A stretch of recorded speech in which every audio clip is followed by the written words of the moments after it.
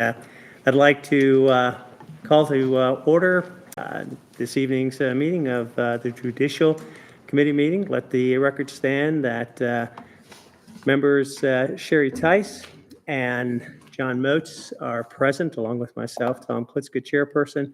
We also have the Honorable Mayor, our Law Director, our City Planner, and also tonight's clerk is Melissa Burns. I'd like to do, Melissa, would you call a roll call for us, please? Klitzka, Here. Tice, Here. Moats. Here. The Judicial Committee meeting minutes from May 13 are on the line for review. Any questions or concerns of those minutes? I thought they looked good. No, I don't have anything to add. Make a motion to approve as written or I will submitted. second those. Very good. All in favor? We're good. Aye. All right.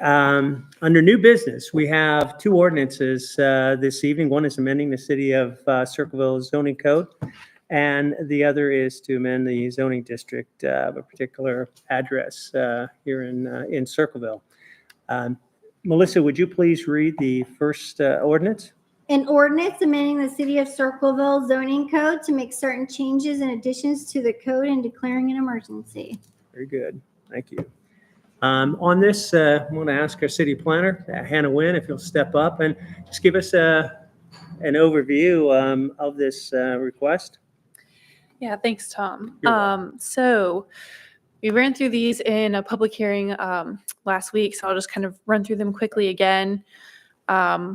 The first amendment that I'm proposing is to adjust the size of the parking spaces to go from 9 by 23 to 10 by 20. 10 by 20 is kind of the standard. That's what our code used to read. We went to 9 by 23. I think the thought was to accommodate for longer truck beds in a rural community.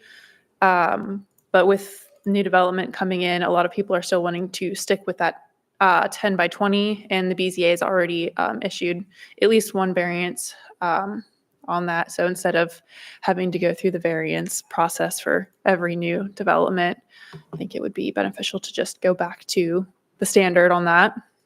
It seems like there's a lot of wider vehicles too that could probably use that extra foot in width. Right.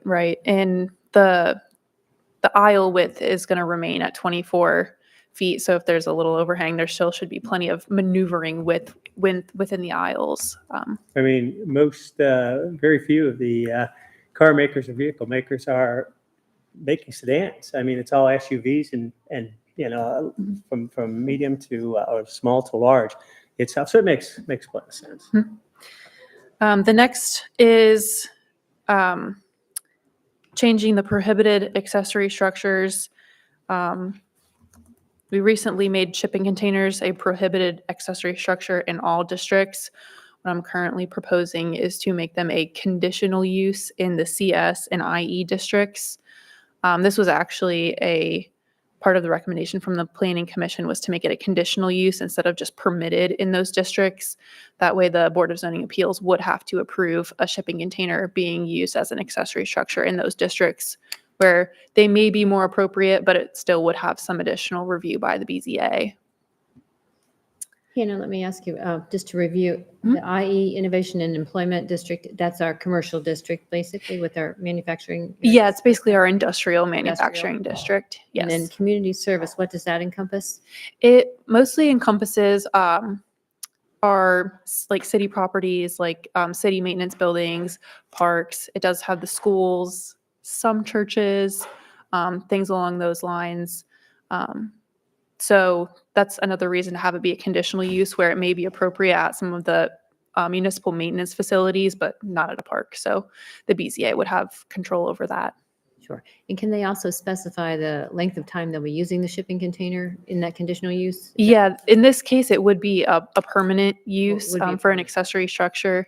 Yes, anything that is going to be there for more than 30 days would be considered a permanent use. So it would be up to the BZA then to determine where that would be appropriate in the city. Correct. Very good. Thank you. And some folks are using these shipping containers as homes and so on. Yeah, so this would not restrict them from being used for a home. part of the reason why we had to add this in was because we don't really have any architectural standards for homes or for accessory structures.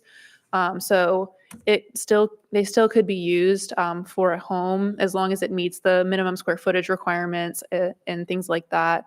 But people are also using them, just setting them in their yard for a shed, and that's not necessarily desirable. Where using them for a home, they'd be a little bit more designed instead of just sitting one container down in the yard.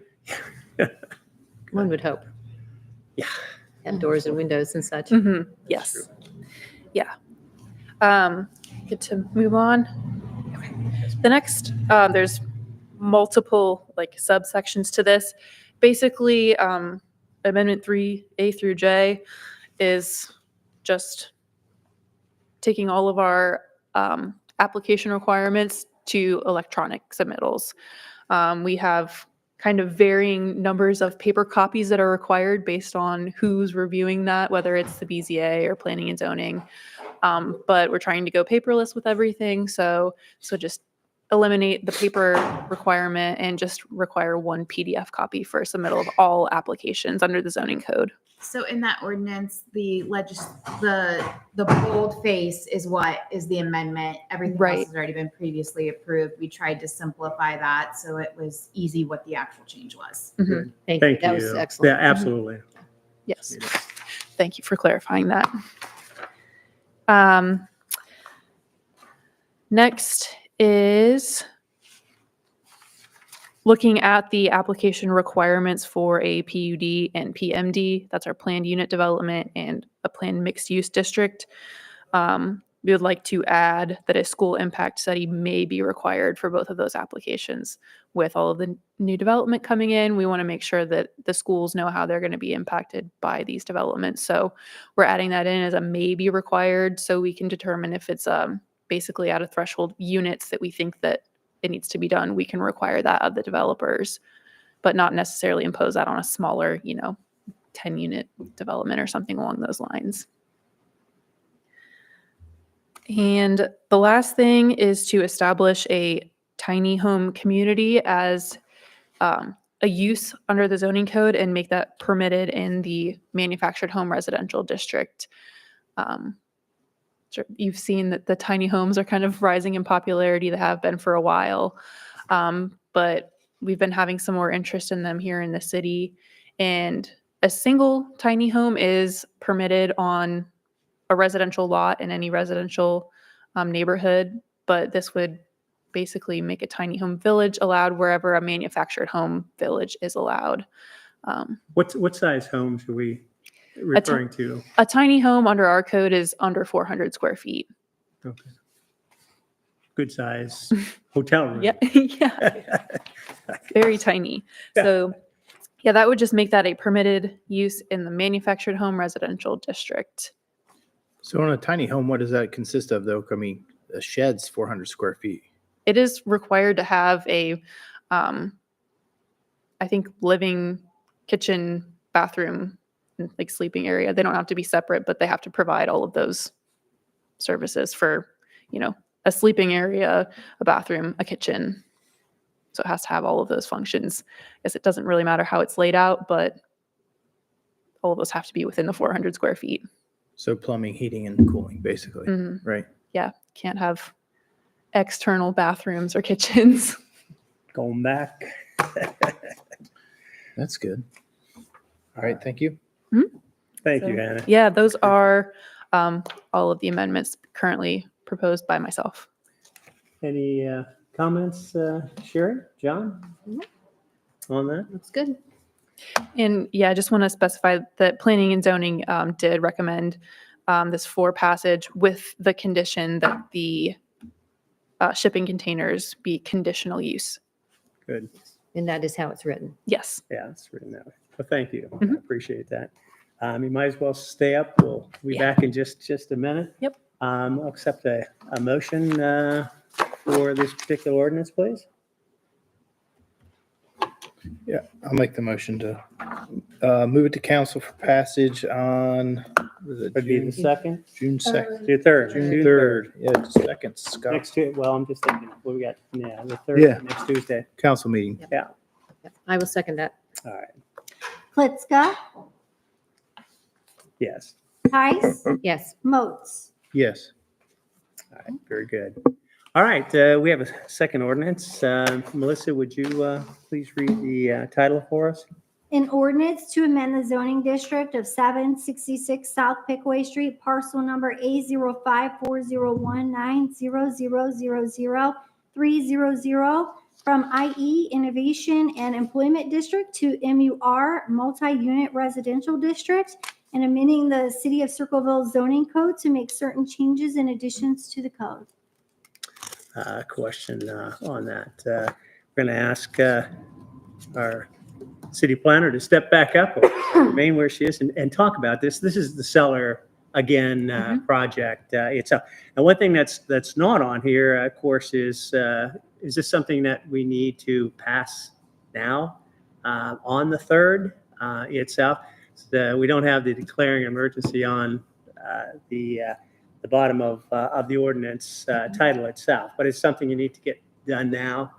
I do not think that it's urgent. In fact, the applicant has discussed timing with myself. They're not here tonight, so I don't think that it's necessary to be an emergency. But is there any reason to hold it for any length of time? Not currently. Okay. But yeah, like you said, this is the old Cellar lumber site, currently zoned IE Innovation and Employment, which is our industrial manufacturing district. The applicant is requesting to rezone this to MUR multi-unit residential to build townhomes on the property. You'll see a concept plan up here on the screen. This is kind of just what they've submitted to visualize what the property could look like. This isn't necessarily going to be the final layout, but just kind of a concept plan for you all to visualize. Along with the zoning district change, they've also requested 3 amendments to our zoning text. The first one being changing the maximum lot coverage in the MUR district from 60% to 75% specifically for townhomes. Also changing the maximum density from 10 units per gross acre to 16 units per gross acre. And then the minimum front yard setback from 30 feet to 0 feet for townhomes. Those are the amendments that they've requested as written.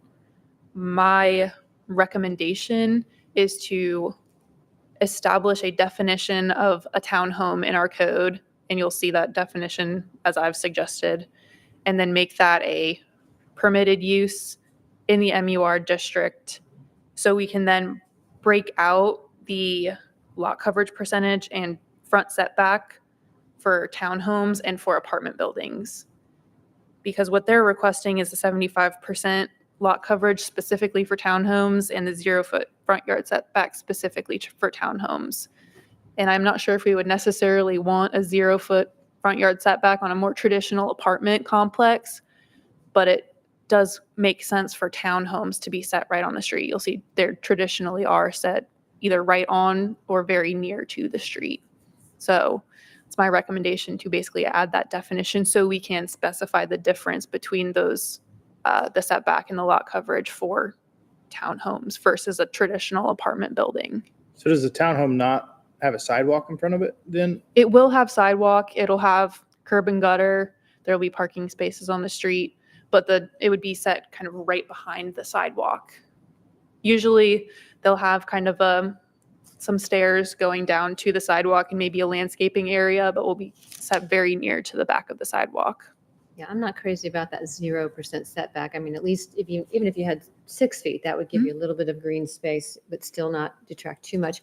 Let me ask you, the lot coverage, the 60 that they want to go to 75, does that include the parking lot area? Yes, So the parking lot and the buildings cannot be more than 60% as it's currently written in the multi-unit residential. that's So it'd have correct. to be 40% green space. That's correct. One thing that I will point out was in our old code prior to 2022, lot coverage was, you only considered actual buildings in the lot coverage. When we changed our code in 2022, Now all impervious surfaces count towards lot coverage.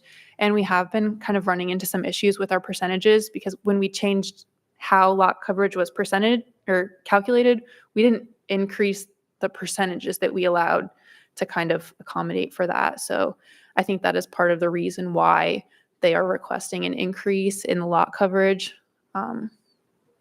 Just because you now have to factor all impervious surfaces into that. So it sounds like you have some more work that you'd like to do. Now, would you like the ordinance defining townhomes and adjusting the code to be a part of this ordinance, or is it in a separate ordinance? So this is all together because the applicant made an application to change the zoning district along with these text amendments in one application. And then I had the recommendation to make those, add the definition to further clarify what applies only to townhomes. So I've worked with Jen to make sure this is written with the applicant's request plus my recommendations. So do you feel that a 0-foot setback is good for townhomes? You don't think it should be some type of requirement where we have some type of area in front for like sidewalks and a little bit of space so it's not right on the street? I mean, 'cause 0 setback means it could be technically right on the curb. It wouldn't be on the curb. It would have to be at the right-of-way line. Which So is the how side- far back in the city? It depends on the street, what the right-of-way width is. Ohio Street does have a very wide right-of-way. So there would still be sidewalk and even a tree line that would be included within the right-of-way. Mhm. And then the townhomes would have to be set back on the right-of-way line. It wouldn't necessarily be right on the street. Gotcha. The right-of-way line is generally the back of the sidewalk. Yeah. I understand. Yeah. So So they So could be built right on the edge of the right, sidewalk. right up to the Right up. sidewalk. Yeah. I That's another thing, so the surrounding area, kind of to the south, the homes around there, that's the twin unit residential district. And some of it is the historic single unit residential district. Both of those districts have a 0-foot front yard setback as well for homes. Are they set right on the sidewalk though? Most of them are not, but they could All be. that. They could- Yeah. And in this concept plan, you can see the green that's kind of right along Looks like the, they've got bushes or something. yeah, I think they would allow for, a landscaping thing. It wouldn't be right there. And that would be something that we would review again when they're coming through for a site plan approval. If this rezoning is passed, it's not accepting the site plan as it's laid out. That would go back through the planning commission for approval of the site plan, and they could require additional landscaping or things like that. Yeah, but if it's written in our zoning code as the 0% is acceptable, then, Mhm. they certainly, the next developer, if not this one, could want to build right on the sidewalk. Mhm. And I mean, we're not urban, certainly, Right. here like you No, would be in a big it's true. city where you have a townhome coming right up onto the sidewalk. I understand that in New York City, but in Mhm. Circleville, I don't know. I like a little green space in front of the homes Mhm. myself. Mhm. I'm in agreement, from that standpoint, at least having something there rather than, in living in the big cities and so on and having places close, privacy, things of that order too are always a consideration. John? Yes. Well, okay, so can I make a motion then to amend this in council, or does it have, or in committee, or does it have to go to council and be amended there? No, it can be amended in committee. I think the question is, obviously, it was presented in the way it was presented to my office, so that's the form you're getting. Right. I would tend to agree that the cleaner is probably to set the definition first and then bring another ordinance for the requirements for this particular development and have the developer here to explain that across the board. I think that is probably cleaner because then you can set your rule, you have a recommendation and clearly that may differ from what the developer is asking for. Mhm. Obviously, this is the double-edged sword about sending legislation to committee because it's requested is drafted as requested. Oh, right, right. I So understand. obviously you get to change that. I think the cleaner perspective here is let's set the definition and the requirements. Then obviously the developer can come and ask for what it wants to ask for. And then you can provide as the city planner what your recommendation is based upon best practices and the current aesthetics of the city. Mhm.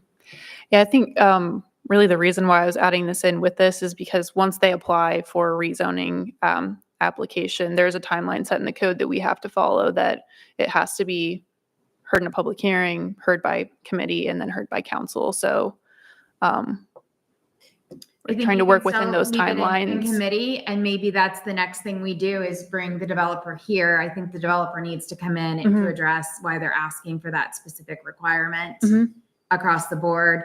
Obviously, then at that point, council or the committee can move to amend it or reorder another draft forwarded on to council at that point. I do remember Jason speaking about some of the reasons he was asking for, because there's different studies and research he had done in other communities that made, but I can't remember the zero setback and why that was, but that's really my biggest question about the thing. I want to work with them, but can we, table this and then come back and split it into two ordinances so that you can define because that's what I thought you said you wanted to do that separately and define townhomes and bring that back at the same time. I would table it. I think it would behoove us to have the developer here to explain their rationale for asking for what they're asking for. And then obviously at that point, committee can direct a separation of ordinances or to present two separate ordinances, one with these requirements and one with something else. Will that still meet your time frame?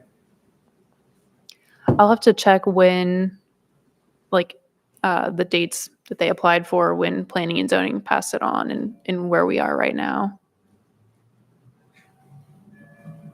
What is the current setback in MUR? It is 30 feet.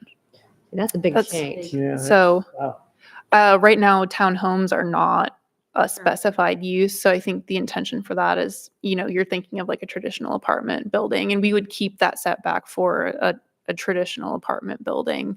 This would be specific for a townhome. Yeah. Because you would typically have a parking space. Right. Yeah. Where these are all kind of behind, and Or you have parking space.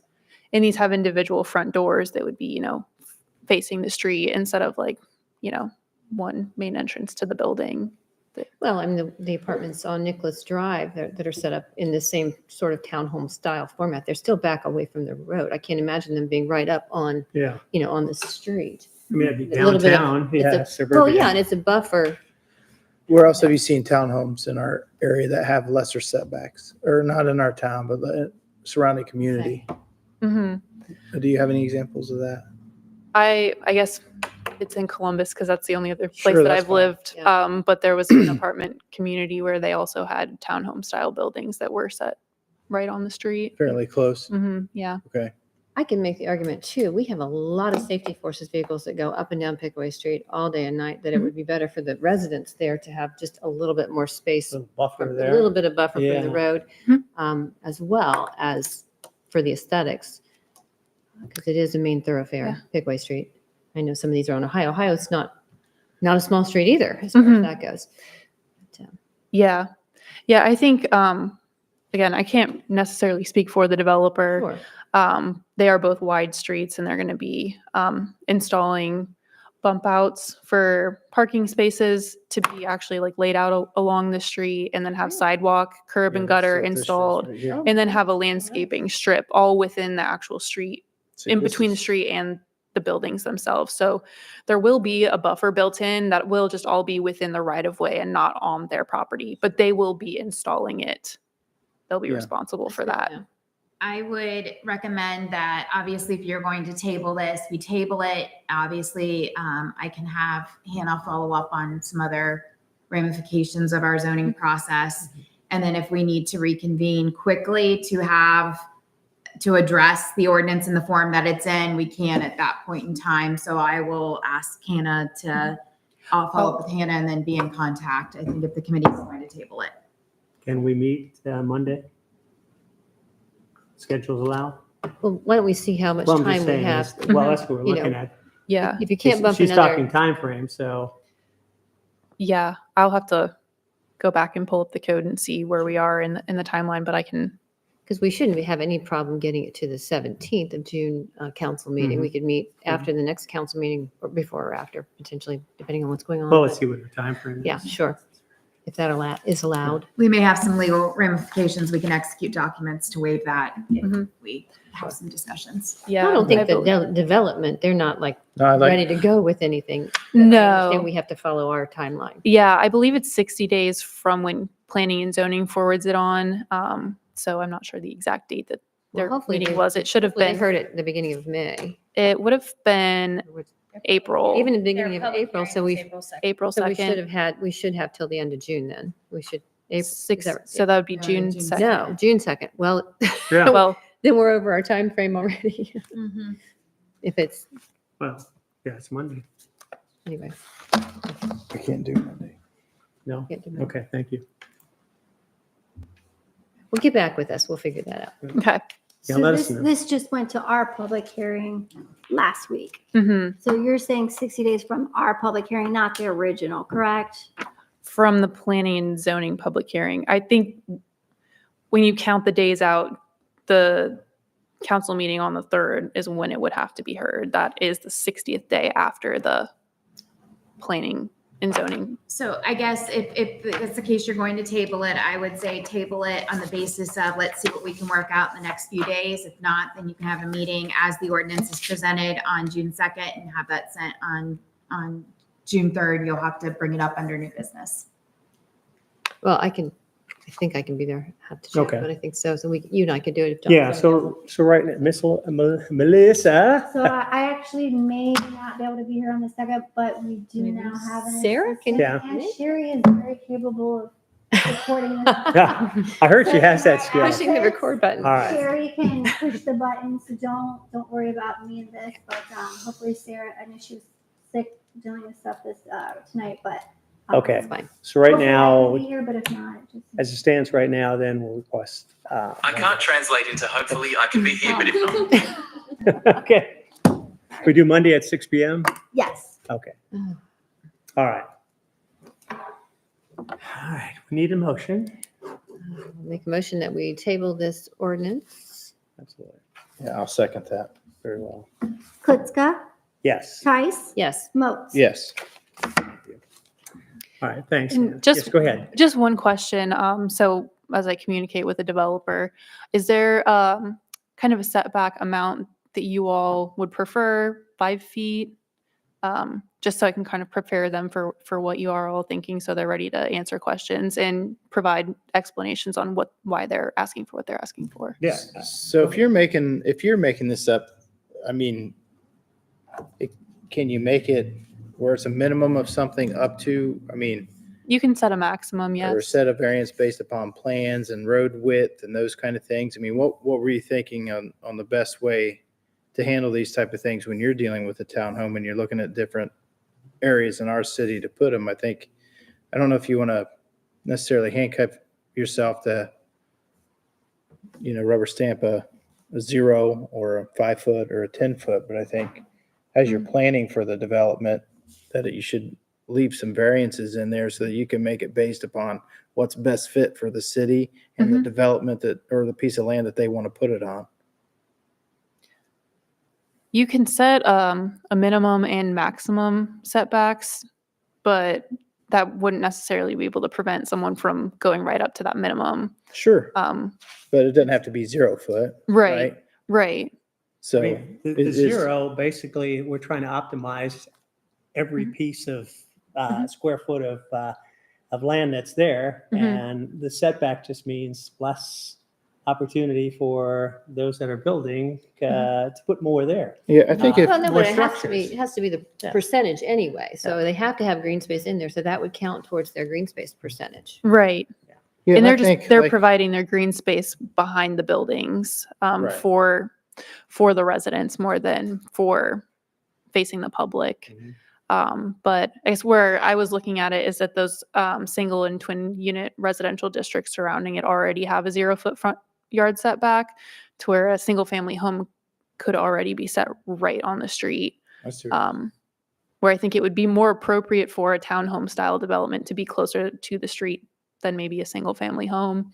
But those are currently allowed to be set right on the street if Yeah. someone wished to build that way. I don't know if there really are any that are built No, that way, there but are one or two, but they're not, it's not a good look. It's not an attractive thing. no. You know, it really is, I think. So like the undesirable. different ones that I'm thinking of are like in cities, like, around like, let's say Washington DC or New York City or those kind of things. And it has the brick facades in the front and a nice aesthetic appeal going into the sidewalks kind of thing. Is that, Mhm. so, and those are more townhome type of builds. Mhm. So I see where you're going with it and what your thought process is there, especially with the surrounding thing. So I appreciate you bringing that up. So, Mhm. You stumped me a bit. Thank you. I'll think on that one. All right. So you're going to talk with the developer. yes, I'll communicate back with them and And report then- back to you guys. And then right ASAP. now, we're looking at potentially a 6 PM Monday, June 2nd, Judicial Committee meeting. So we can prepare it and still be able to go forward on Tuesday, on the 3rd. Mhm. All right. Anything else that we need to consider this evening? It's been an interesting one with finance and what we're doing this evening. Melissa, anything to share? No, sir, that's it for tonight. I have no new business or other business. I make a motion to adjourn. I'll second that. All right, thank you all. Appreciate it.